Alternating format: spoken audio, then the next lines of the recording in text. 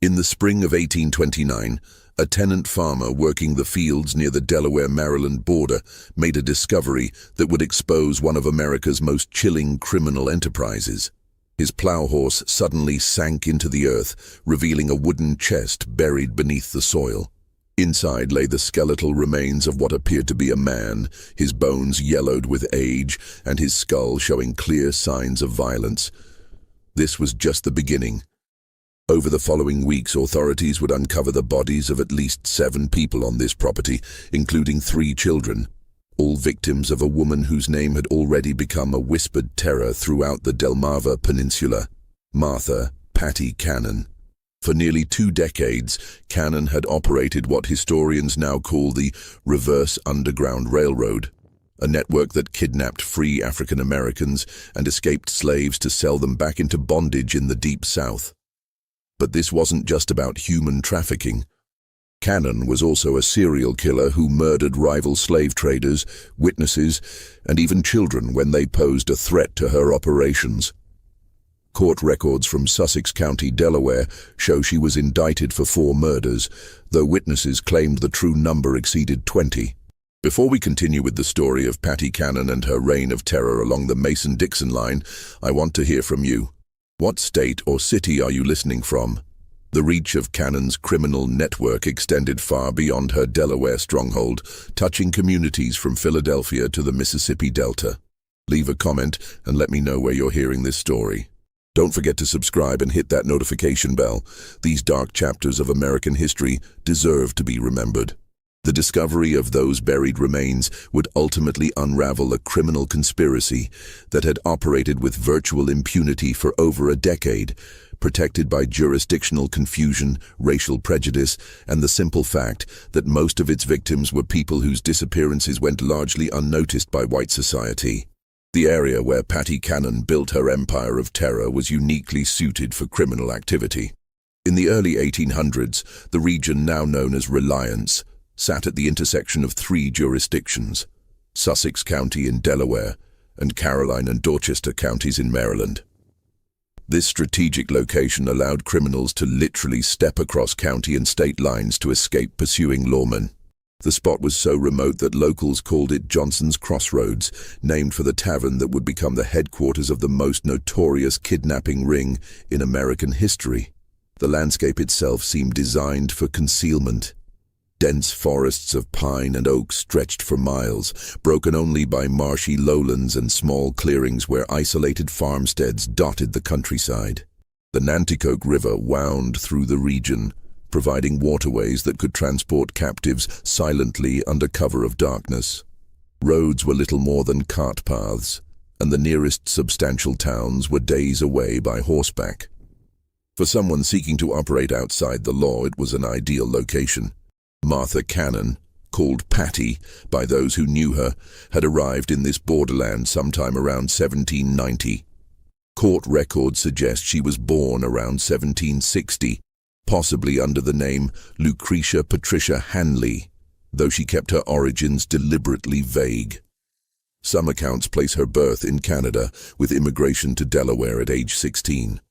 What is documented is her marriage to Jesse Cannon, a local farmer who owned property near the state line. Together they had at least 1 daughter and lived what appeared to be an unremarkable rural life. Jesse Cannon was described by neighbors as a quiet man who kept to himself, working his small farm and raising tobacco and corn like dozens of other settlers in the region. The Cannon homestead sat on a modest plot of land that straddled the Delaware-Maryland border, a detail that would prove crucial to Patty's later criminal activities. The house itself was a simple 2-story structure, built in the common style of the period with thick wooden walls and small windows. What neighbors didn't know was that this seemingly ordinary home would soon house secret rooms and hidden spaces designed to conceal kidnapped human beings.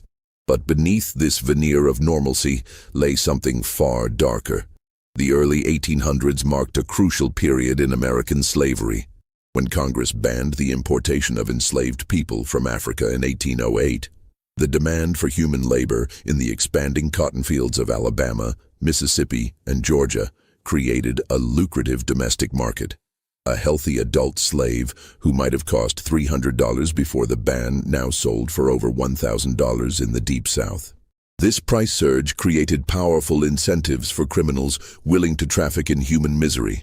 The economic transformation of the South following the invention of the cotton gin had created an insatiable demand for enslaved labor. Cotton production was expanding rapidly across the Gulf Coast states, and planters were willing to pay premium prices for workers. The legal ban on importing slaves from Africa meant that the only source of new enslaved people was the domestic population, either through natural increase or through the capture and re-enslavement of free African Americans. The Delmarva Peninsula was particularly vulnerable to these predators. Following the Revolutionary War, many enslaved people had been freed by their owners, either through gradual emancipation laws or individual acts of manumission. Maryland and Delaware had substantial populations of free African Americans who worked as laborers, artisans, and small farmers. These communities, while legally free, lived in constant fear. They had no powerful protectors, limited legal recourse, and their disappearances often went unreported or uninvestigated by white authorities who viewed them as less than fully human. The legal status of free African Americans in the early 1800s was precarious at best. While they were not enslaved, they possessed few of the rights enjoyed by white citizens. They could not vote, serve on juries, or testify against white defendants in most courts. Their freedom could be challenged at any time, and they were required to carry papers proving their status. For criminals like Patty Cannon, these legal vulnerabilities created opportunities for exploitation. Into this environment stepped Patty Cannon, a woman who would prove that evil recognizes no gender boundaries. Contemporary accounts describe her as a large, physically imposing woman with unusual strength for her gender. She stood nearly 6 feet tall in an era when most women barely reached 5 feet, and she possessed what neighbors described as an intimidating presence. Her voice was reportedly deep and commanding, and she had a reputation for violent outbursts when crossed. Her husband Jesse died under mysterious circumstances around 1826. Some later claimed she poisoned him, leaving her a widow with complete control over the family property. By this time, she had already begun forming the criminal connections that would make her name synonymous with terror. Local law enforcement was virtually non-existent in the rural border region, and what little authority existed was often corrupt or simply overwhelmed by the scale of criminal activity. The social dynamics of the region also favored criminal enterprises. The white population was sparse and often transient, consisting largely of small farmers, laborers, and people seeking to escape their pasts in more settled areas. There was little sense of community cohesion, and neighbors often minded their own business regardless of what they might suspect about their neighbors' activities. This isolation and indifference would prove crucial to Cannon's ability to operate undetected for so many years. The transformation of Patty Cannon from frontier widow to criminal mastermind began with her daughter's marriages. In a pattern that would define the next 2 decades, both of the young woman's husbands were slave kidnappers. Her first husband, Henry Brereton, was a blacksmith who supplemented his income by capturing free African Americans for sale in the South. In 1811, Brereton was arrested and imprisoned in Georgetown, Delaware for kidnapping, but he managed to escape from jail that same year. Brereton's criminal activities had been well known in the local community long before his arrest. As a blacksmith, he had legitimate reasons to travel throughout the region, visiting farms and settlements to shoe horses and repair tools. This mobility provided perfect cover for his illegal activities. He would identify potential victims during his legitimate business calls, noting which families had teenage children or young adults who might bring high prices in southern slave markets. The methods employed by early kidnappers like Brereton were often crude but effective. They relied on deception, overwhelming force, and the isolated nature of rural life to capture their victims. A common technique involved approaching free African American families with offers of employment in distant locations. Parents desperate for economic opportunities for their children would sometimes allow them to travel with these supposed employers, only to discover too late that they had signed their children's death warrants. It was after his escape that the first documented murder connected to the Cannon family occurred. Brereton, working with Paddy Cannon and another criminal named Joseph Griffith, ambushed a slave trader known only as Rigel at Cannon's Tavern. The plan was simple but brutal. Get the victim drunk, rob him of his money and slaves, then eliminate the witness. Court records show that Rigel was shot and killed during the robbery. Brereton and Griffith were eventually captured and hanged on April 13, 1813, but Paddy Cannon escaped prosecution. The Rigel murder marked a significant escalation in the criminal activities centered around the Cannon property. Prior to this incident, the family had been involved primarily in facilitating kidnappings and providing safe haven for criminals passing through the region. The willingness to commit murder for profit demonstrated a level of ruthlessness that would characterize all of Cannon's future activities. Contemporary newspaper accounts of the Rigel case provide disturbing details about the crime. The victim had been traveling through the region with a substantial amount of money. Estimates suggest between $3,000 and $5,000, intended for purchasing enslaved people in local markets. He had stopped at what he believed was a legitimate tavern for food and lodging, unaware that he had walked into a trap. The conspirators plied him with alcohol throughout the evening, waiting for the right moment to strike. When Rigel finally retired to his room, Brereton and Griffith followed him. Neighbors later reported hearing shouting and the sound of a struggle, followed by a gunshot. By morning, Rigel was dead, his money was gone, and his wagon and horses had disappeared. The body was hastily buried on the property, beginning what would become a regular practice of using the isolated location as a dumping ground for murder victims. The execution of her daughter's first husband did nothing to deter Cannon from her chosen path. Instead, it seemed to refine her methods and strengthen her resolve to build a more sophisticated criminal organization. The lesson she drew from Brereton's capture was not that crime didn't pay, but rather that criminals needed better organization and more careful planning to avoid detection. When her daughter remarried, this time to Joseph Johnson, Cannon gained a partner who would prove even more valuable to her criminal enterprise. Johnson wasn't just another kidnapper. He was a businessman who understood the logistics of human trafficking on a regional scale. He had connections throughout the South, experience in transportation and logistics, and most importantly, the capital necessary to expand their operations beyond simple opportunistic crimes.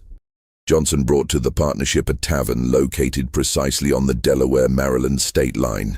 This establishment, which became known as Joe Johnson's Tavern, was positioned so strategically that different rooms literally sat in different states. This geographic advantage allowed them to move kidnapped victims between jurisdictions to confuse pursuing authorities. When Delaware lawmen arrived with warrants, suspects could simply step into the Maryland portions of the building and claim immunity from Delaware jurisdiction. The tavern served multiple purposes in the expanding criminal enterprise. It was a legitimate business that provided cover for their activities, generating income and explaining the constant flow of travelers and wagons through the property. It functioned as a holding facility for captives awaiting transport south, with specially constructed hidden rooms and cellars designed to conceal human cargo. And it served as a meeting place for the network of criminals who worked for them, a neutral ground where plans could be made and profits divided. The physical layout of the tavern reflected its multiple functions.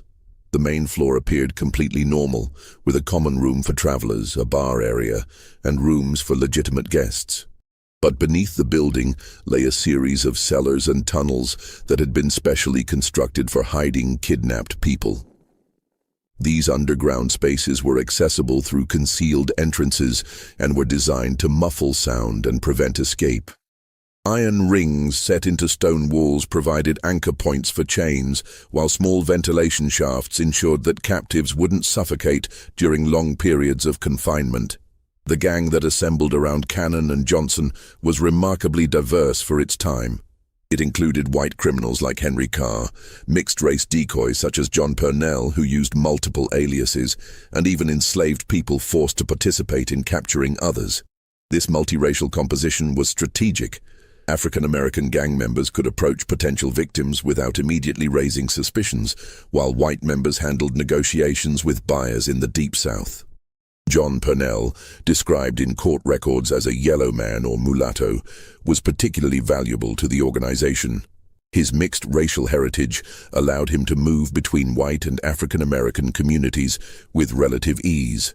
He maintained multiple identities and could present himself as either a free person of color seeking work or a light-skinned white man conducting business, depending on the situation. This chameleon-like ability made him an ideal scout for identifying potential victims and establishing initial contact. As the 1820s progressed, the scope of the Cannon-Johnson operation expanded dramatically. Their network stretched from Pennsylvania to Louisiana, with documented connections to buyers in Alabama, Mississippi, and Georgia.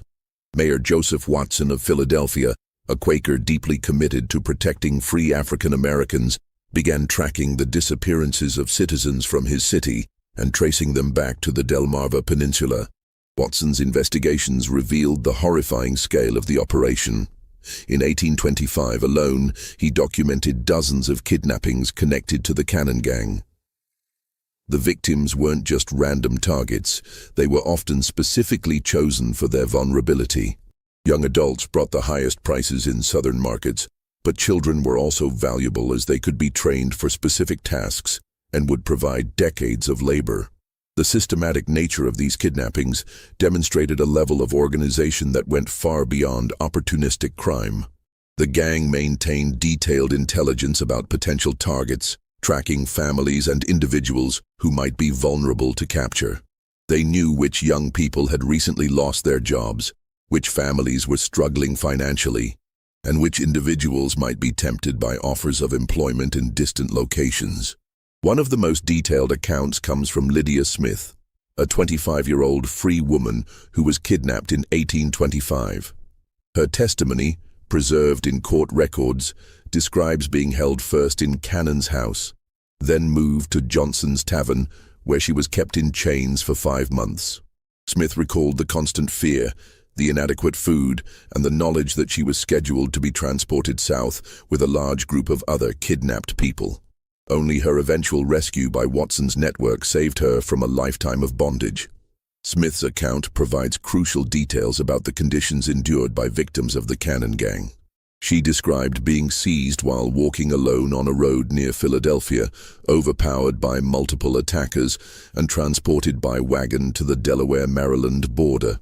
The journey took several days, during which she was kept blindfolded and chained to prevent escape attempts. Upon arrival at the Cannon property, she was placed in a hidden room beneath the main house, where she discovered she was not alone.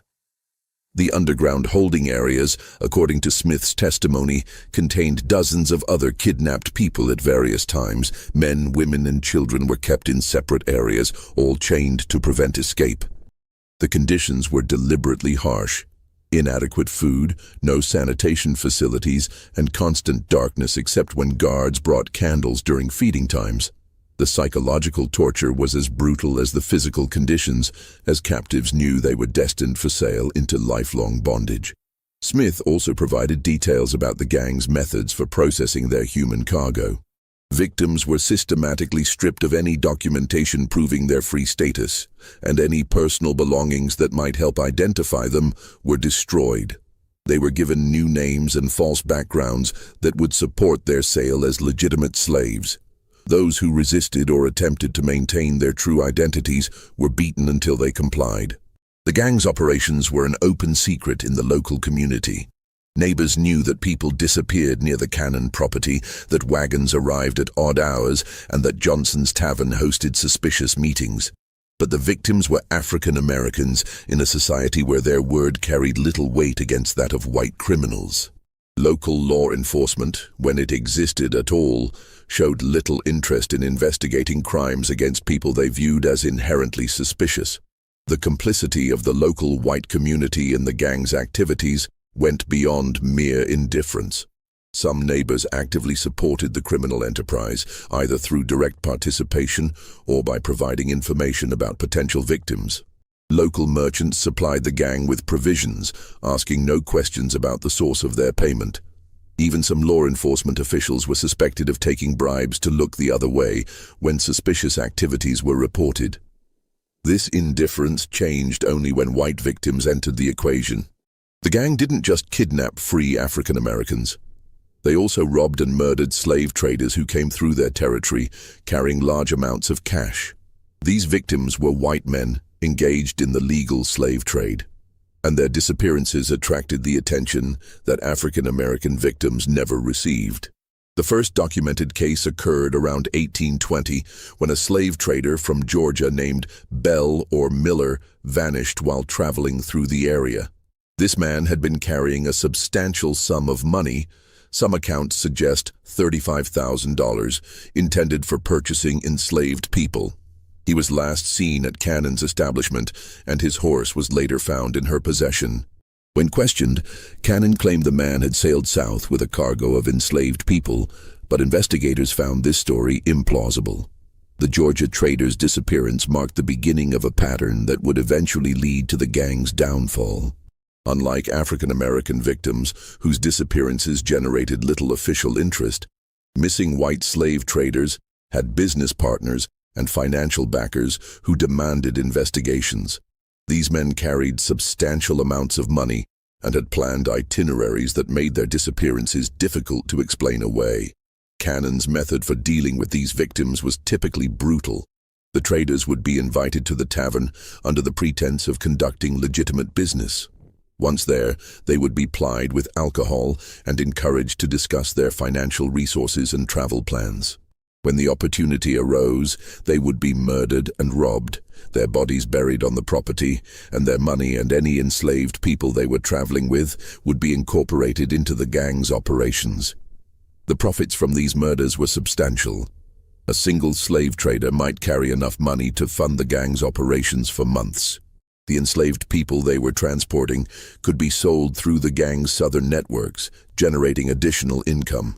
Most importantly, eliminating these competitors helped the gang maintain their monopoly on criminal activities in the region. By the mid-1820s, pressure was mounting on the Cannon-Johnson gang from multiple directions.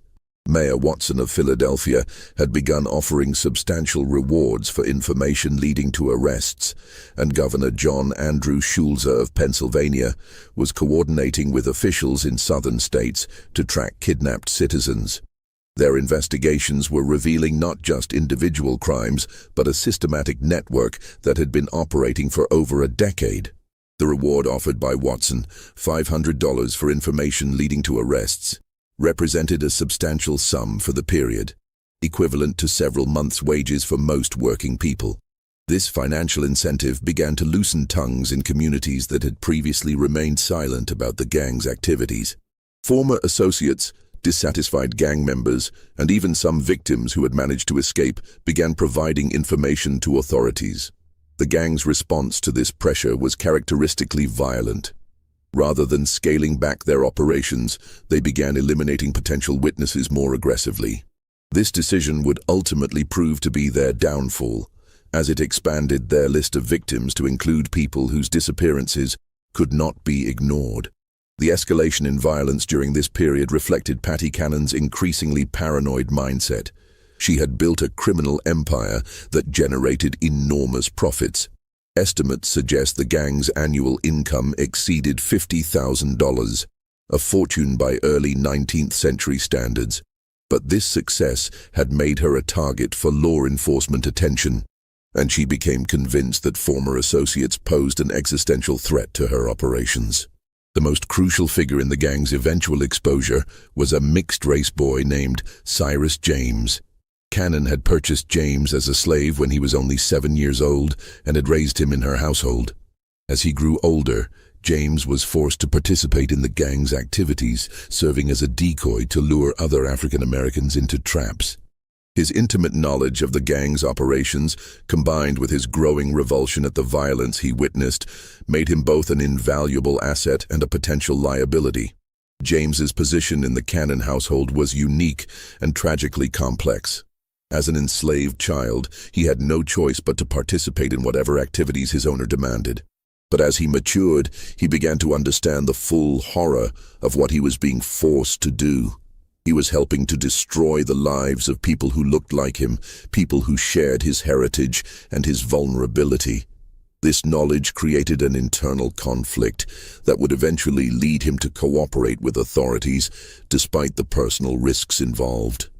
The psychological manipulation employed by Cannon to control James was sophisticated and cruel. She alternated between treating him as a favored member of the household and threatening him with violence or sale to brutal masters in the Deep South. She convinced him that his survival depended entirely on her protection and that any betrayal would result in his immediate death. This combination of dependency and terror kept James loyal for years, even as he witnessed increasingly horrific crimes. James later testified that he witnessed Cannon murder multiple children on her property. In one particularly horrific account, he described seeing Cannon take a wounded African-American child, not yet dead, from the house in her apron, only for the child to never return. James knew where the bodies were buried because he had been forced to help dispose of them. The murders James witnessed were not random acts of violence, but calculated decisions based on Cannon's assessment of risk and profit. Children who became sick or injured were killed rather than treated, as medical care would have been expensive and would have attracted unwanted attention. Young people who proved difficult to control or who maintained their insistence on their free status were eliminated as potential sources of trouble. Even infants born to kidnapped women were sometimes killed if Cannon determined they would be more trouble than they were worth. The gang's undoing began with their treatment of rival slave traders. Competition in the illegal human trafficking trade was fierce, and Cannon's gang had developed a reputation for murdering competitors to steal their money and their human cargo. This practice accelerated as legitimate law enforcement pressure increased. Dead slave traders couldn't testify about their experiences with the gang. The decision to escalate their violence against white victims reflected both Cannon's growing desperation and her fundamental miscalculation about the consequences of such actions. She had operated for so long with impunity that she believed herself untouchable. The murder of African Americans had generated no serious law enforcement response, so she assumed that the same would be true for white victims. This assumption would prove fatal to her criminal enterprise. In early 1829, the bodies began to surface. A tenant farmer working land owned by Cannon was plowing a low-lying area that had recently been cleared of brush when his horse stumbled into what proved to be a grave. Inside a wooden chest, he discovered human bones that authorities determined belonged to the missing Georgia slave trader from nearly a decade earlier. This discovery triggered a systematic search of the property that would uncover multiple burial sites. The farmer who made the initial discovery was working land that Cannon had rented out for additional income. The area had previously been unused because it was prone to flooding, but recent dry weather had made it suitable for cultivation. When the farmer's plow horse suddenly sank into the ground, he initially assumed he had encountered a natural depression or perhaps an old well. It was only when he began digging to free his horse that he realized he had stumbled upon something far more sinister. The wooden chest containing the bones was remarkably well preserved, suggesting it had been buried relatively recently despite containing decade-old remains. The chest itself appeared to have been specifically constructed for the purpose of concealing a body with dimensions that precisely accommodated a human form. This level of preparation indicated that the burial was not a hasty attempt to conceal a crime, but rather part of a systematic approach to body disposal that had been refined over years of practice. The discovery of the first body in early 1829 set in motion a chain of events that would finally bring Patty Cannon's criminal empire to an end. Delaware authorities, working with their counterparts in Maryland, obtained search warrants and began a comprehensive investigation of all properties connected to the Cannon-Johnson gang. What they found exceeded their worst expectations. The investigation was led by Sheriff Joseph Houston of Sussex County, Delaware, working in coordination with Maryland authorities and representatives from the Pennsylvania governor's office. This multi-jurisdictional approach was unprecedented for the time period and reflected the growing recognition that the Cannon Gang's activities crossed state boundaries and required coordinated law enforcement response. The search warrants obtained by authorities were remarkably broad, allowing them to excavate any areas of the Cannon properties where bodies might be concealed. This legal authority was crucial, as it provided protection for investigators who might otherwise have been accused of trespassing or illegal search and seizure. The warrants also specified that any evidence discovered could be used in prosecutions across multiple jurisdictions, helping to close the legal loopholes that the gang had exploited for years. On April 3, 1829, Cyrus James was captured in Delaware. The circumstances of his arrest remain somewhat unclear, but court records suggest he was attempting to flee the region when he was apprehended. Faced with overwhelming evidence and the prospect of execution, the young man who had been forced into a life of crime as a child made a fateful decision. He would cooperate with authorities and reveal everything he knew about Paddy Cannon's operations. The decision to cooperate was not made lightly by James. He understood that his testimony would likely result in his own prosecution for the crimes he had been forced to commit. But he also recognized that continued silence would mean protecting the woman who had enslaved him and forced him to participate in the destruction of countless other lives. His cooperation represented not just a legal strategy, but a moral choice to finally break free from the psychological control that Cannon had maintained over him for years. James's testimony was devastating. Speaking to Justice of the Peace in Seaford, Delaware, he provided detailed accounts of murders spanning nearly a decade. He told investigators that Joseph Johnson, his brother Ebenezer Johnson, and Paddy Cannon had shot the Georgia slave trader while he was eating supper at Cannon's house. He had watched them carry the body to a wooden chest and bury it on the property. But this was just the beginning of his revelations. The level of detail in James's testimony was extraordinary and provided investigators with their first comprehensive understanding of the gang's operations. He was able to describe not just individual crimes, but the systematic methods employed by the gang over many years. He knew the locations of burial sites, the identities of other gang members, the routes used to transport kidnapped people, and the networks of buyers and sellers that stretched across multiple states. Following James's directions, authorities began excavating the Cannon property systematically. In a garden area, they found the body of a young mixed-race child. According to James's testimony, this child had been enslaved by Cannon, along with his mother. Cannon had killed the child because she suspected the father was white, possibly a member of her own family.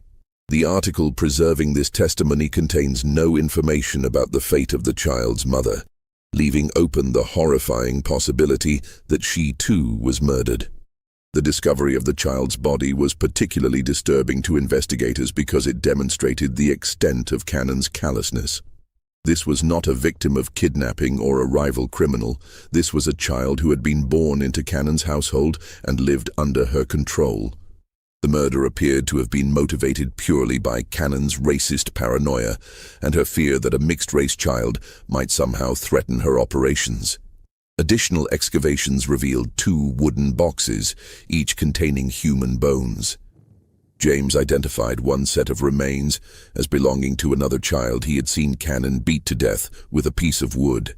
The third set belonged to an adult whom James described as someone they considered had property, meaning the gang believed this person was free and might have resources worth stealing. The systematic nature of these murders painted a picture of Cannon as something beyond a simple criminal. She was a serial killer who had been operating with impunity for years. Protected by the isolation of her location, the indifference of local authorities to crimes against African Americans, and a network of co-conspirators who shared in her profits. The physical evidence discovered during the excavations corroborated James's testimony in remarkable detail. The wooden boxes used to contain bodies were of similar construction, suggesting they had been specifically manufactured for the purpose of concealing murder victims. The locations of the graves followed a pattern that indicated systematic planning rather than random burial. Most disturbing, the condition of the remains suggested that some victims had been buried while still alive. As news of the discoveries spread, other witnesses began coming forward. People who had lived in fear of Cannon for years suddenly found the courage to speak. Their testimonies revealed additional victims and provided details about the gang's methods that corroborated James's account. Among these new witnesses was Thomas Freeman, a free African-American who had been approached by gang members in 1827 but had managed to escape. Freeman testified that he had been offered work in Georgia and had been traveling toward the Cannon property when he became suspicious of his escort's behavior. He managed to slip away during a rest stop and spent several days hiding in the woods before making his way back to Philadelphia. Freeman's testimony was significant because it provided insight into the gang's recruitment methods. He described how the initial approach had seemed completely legitimate. He had been struggling to find work in Philadelphia when a well-dressed man approached him with an offer of employment on a Georgia plantation. The wages offered were generous, and transportation was to be provided free of charge. It was only during the journey that Freeman began to notice inconsistencies in his escort's stories and became suspicious of their true intentions. The scope of the investigation expanded beyond Delaware. Authorities in Maryland began examining properties owned by gang members, while officials in Pennsylvania coordinated efforts to document the full extent of the kidnapping network. Just when we thought we'd seen it all, the horror in Sussex County intensifies. If this story is giving you chills, share this video with a friend who loves dark mysteries, hit that like button to support our content, and don't forget to subscribe to never miss stories like this. Let's discover together what happens next in the final chapter of Patty Cannon's reign of terror. The coordination between different jurisdictions represented a new approach to law enforcement that would later become standard practice. For the first time, authorities were treating the Cannon gang as what it truly was, an interstate criminal conspiracy that required federal-level response. This recognition led to the involvement of officials from Washington, D.C., and marked the beginning of what would eventually become coordinated federal law enforcement efforts against organized crime. On April 13, 1829, a grand jury of 24 white men in Delaware handed down indictments against Martha Patty Cannon on 4 counts of murder. The charges were signed by James Rogers, the Attorney General of Delaware, and represented the first time any member of the notorious gang had faced serious legal consequences for their crimes against African Americans. The composition of the grand jury itself was significant for the period. All 24 members were white males, as required by Delaware law, but they represented a cross-section of the state's population, including farmers, merchants, and professionals. The fact that this jury was willing to indict a white woman for the murder of African Americans marked a notable shift in legal attitudes, driven largely by the overwhelming evidence presented and the interstate nature of the crimes. The indictments were remarkably specific for the era. Cannon was charged with the murder of an infant female on April 26, 1822, a male child on the same date, an adult male on October 1, 1820, and a Negro boy on June 1, 1824. Each charge carried the death penalty, and the evidence against her was overwhelming. The specificity of these charges reflected the thorough investigation conducted by authorities. Unlike many criminal cases of the period, which relied primarily on witness testimony and circumstantial evidence, the Cannon case was built on physical evidence, multiple corroborating witnesses, and detailed confessions from a participant who had intimate knowledge of the crimes. This combination of evidence types made the case virtually impossible to defend against. Cyrus James's testimony formed the backbone of the prosecution's case. His detailed knowledge of the gang's operations, combined with his ability to lead authorities to burial sites, made him the most valuable witness in Delaware legal history up to that point. The young man who had been forced into crime as a child now held the power to bring justice to the woman who had terrorized the region for decades.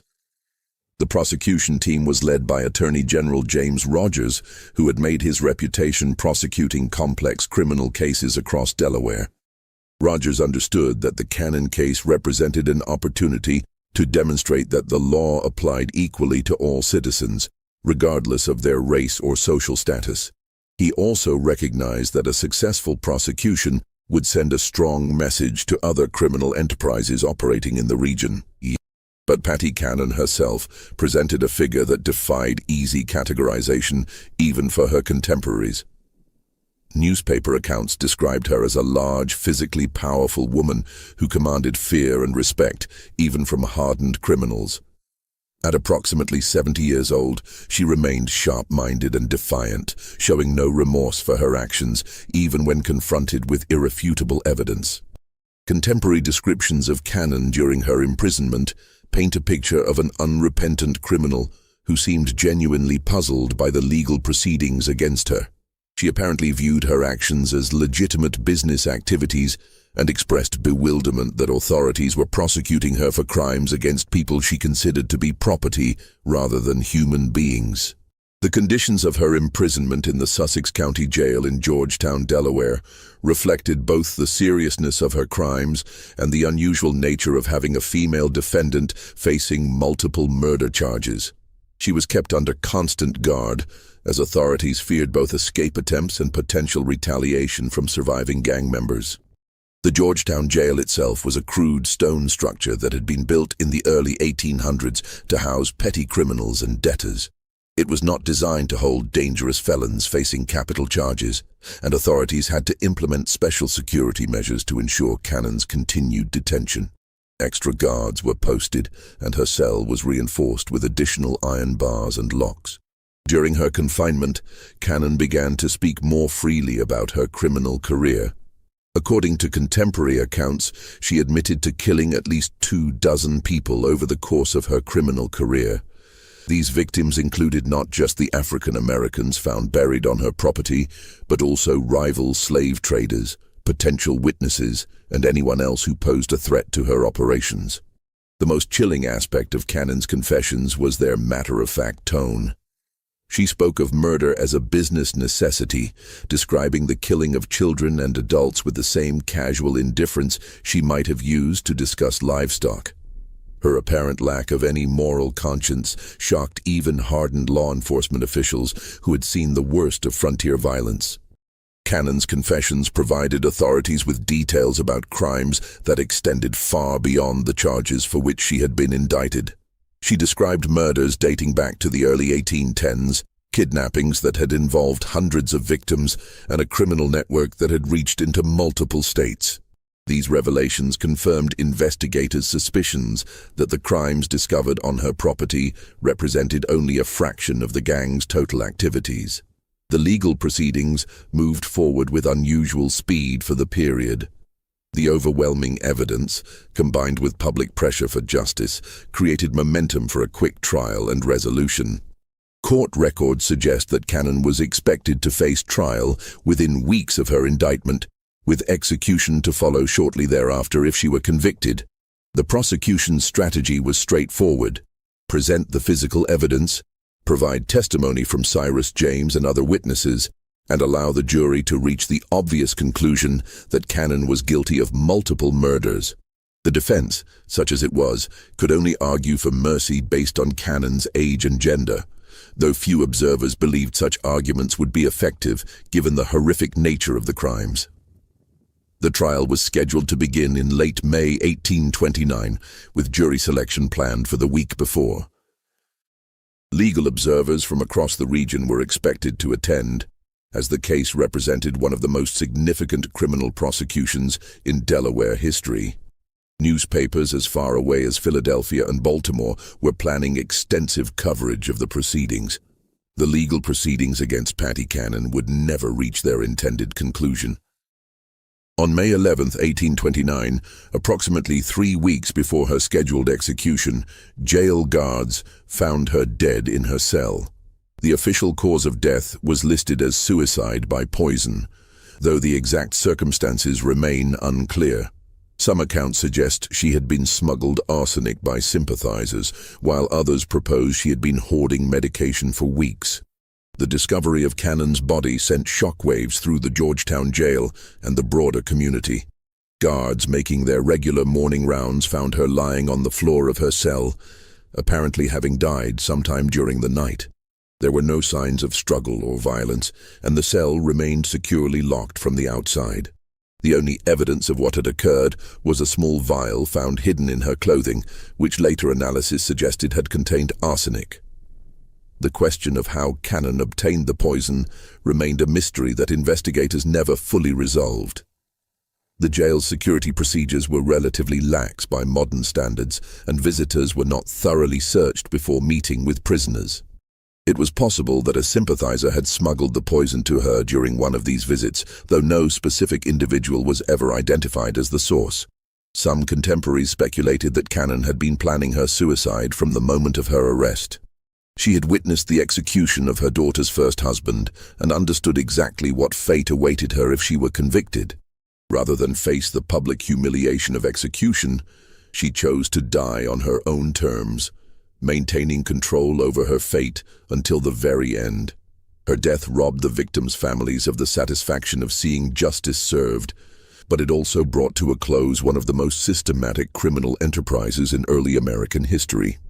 Court records show that Cannon's death effectively ended the reverse Underground Railroad that had operated along the Delmarva Peninsula for nearly 2 decades.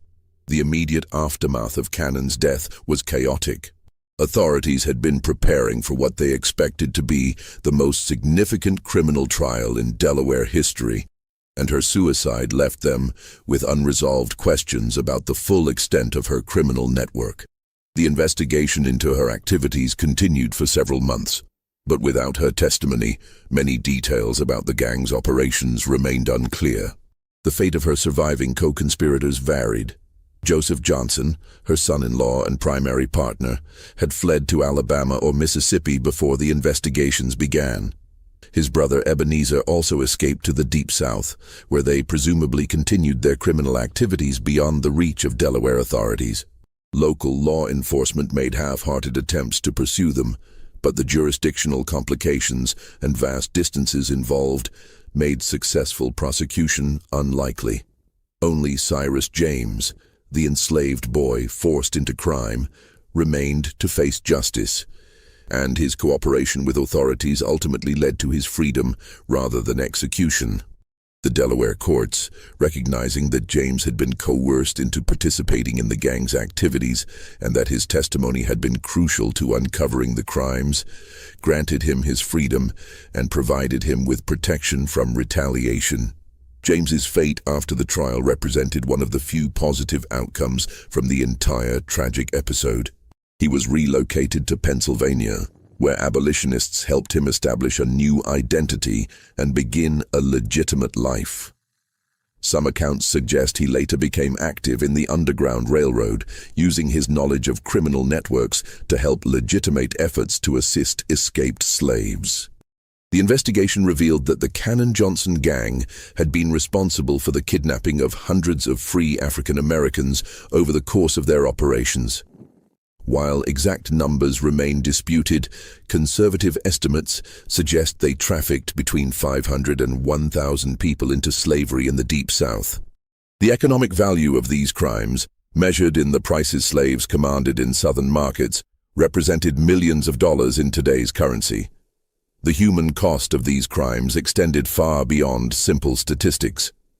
Each kidnapping represented the destruction of a family, the theft of a life, and the perpetuation of a system that treated human beings as property. Many victims were never recovered, living out their lives in bondage hundreds of miles from their homes. Children were separated from parents, spouses from each other, and entire communities lived in fear of similar attacks. The geographic scope of the gang's activities was equally staggering. Evidence collected during the investigation showed connections to criminal networks operating from New York to Louisiana. The Cannon Gang had been part of a larger system of illegal human trafficking that exploited the jurisdictional confusion and limited law enforcement capabilities of the early 19th century. Patty Cannon's body was initially buried in the graveyard of the Georgetown jail where she died. The burial was conducted without ceremony, reflecting the community's desire to forget the horrors associated with her name. When that land was later developed into a parking lot in the 20th century, her remains were moved to a potter's field near the new prison.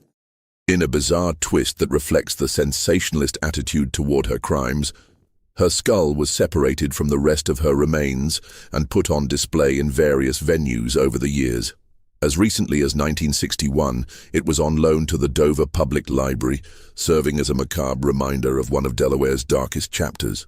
This treatment of her remains, while disturbing by modern standards, reflected the public's continued fascination with her crimes and their desire to remember the horrors she had perpetrated. The legacy of Patty Cannon extends far beyond her individual crimes.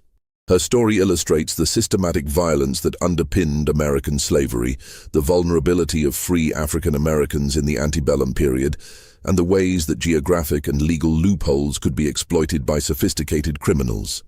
The reverse Underground Railroad she operated represented the dark mirror image of the networks that helped enslaved people escape to freedom. A reminder that for every story of liberation, there were countless others of re-enslavement and death. Modern historians continue to study the Cannon case as an example of how criminal enterprises could flourish in the gaps between legal jurisdictions. Her ability to operate for nearly 2 decades despite the knowledge of local communities demonstrates the combination of racism, legal limitations, and economic incentives that allowed such horrors to continue. The case also highlighted the limitations of early 19th century law enforcement. The lack of coordination between different jurisdictions, the absence of professional police forces, and the limited communication capabilities of the period all contributed to the gang's ability to operate with impunity. These lessons would later inform efforts to develop more effective law enforcement strategies for dealing with interstate crime. The impact on the local community was profound and lasting. The area around Johnson's Crossroads never fully recovered from its association with the Cannon Gang. The name was eventually changed to Reliance in an effort to escape the infamy, but the stigma persisted for generations. Property values in the area remained depressed for decades, and many families chose to relocate rather than remain in a place associated with such horrors. The Cannon case also had broader implications for American society's understanding of race and crime. The willingness of authorities to finally prosecute these crimes, even though the victims were primarily African Americans, marked a small but significant shift in legal attitudes. While this change was limited and temporary, it represented recognition that all people, regardless of race, deserved legal protection. The documentation and investigation of Cannon's crimes also contributed to the growing abolitionist movement. The systematic nature of the kidnapping network and the ease with which free African Americans could be reduced to slavery provided powerful evidence for abolitionists arguing that the entire system of slavery was inherently corrupt and dangerous. In the decades following Cannon's death, her story became part of regional folklore, though the details were often distorted or sensationalized. Numerous books, pamphlets, and newspaper articles recounted her crimes, though many mixed fact with fiction in ways that made it difficult to separate historical truth from legend. The most famous of these was George Alfred Townsend's novel, The Entailed Hat, published in 1884, which used Cannon's story as the basis for a melodramatic tale of frontier crime. The site of the original Cannon house remained a source of morbid fascination for decades. Visitors would travel to the remote location to see where the crimes had occurred, and local residents developed a cottage industry providing tours and selling souvenirs. The original house was finally torn down in 1948, but the site continued to attract curiosity seekers well into the modern era. This mystery shows us how easily society can turn a blind eye to systematic violence when the victims are perceived as less than fully human. The indifference that allowed Patty Cannon to operate for decades was finally overcome only when her crimes expanded to include white victims whose disappearances could not be ignored. The legal system that failed to protect free African Americans from kidnapping and murder was the same system that ultimately prosecuted Cannon only when she threatened the interests of white slave traders. The Cannon case serves as a stark reminder of the human capacity for evil and the importance of vigilant law enforcement and community responsibility. It demonstrates how criminal enterprises can flourish in environments where society fails to protect its most vulnerable members. Most importantly, it preserves the memory of hundreds of victims whose names are largely forgotten, but whose suffering should never be minimized or ignored. What do you think of this story? Do you believe everything was revealed about the full scope of her criminal network? The evidence suggests that Patty Cannon's gang was part of a much larger system of illegal human trafficking that extended far beyond the Delaware-Maryland border. Many questions remain unanswered about the full extent of their activities and the fate of their victims. Leave your comment below and share your thoughts about this dark chapter in American history. If you enjoyed this tale and want more horror stories from America's hidden past, subscribe, hit the notification bell, and share with someone who loves mysteries from our nation's forgotten crimes. See you in the next video, where we'll explore another terrifying true story from the shadows of American history.